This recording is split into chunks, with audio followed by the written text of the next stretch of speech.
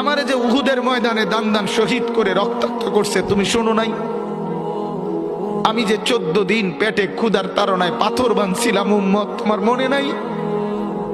একবারও শুনো নাই আমার ক্ষুধার কষ্ট, আমার পিঠের ব্যথা, আমার দাঁতের ব্যথা, আমার কাঁধে 2টা কড়া ঢুকে গেছে উম্মত। আমার ঘরে 3 মাস আল্লাহর নবীর স্ত্রী আয়েশা বলছে, আল্লাহর কসম উম্মত, নবীর স্ত্রী বলছে এক ফোঁটা চুলায় আগুন জ্বলে নাই।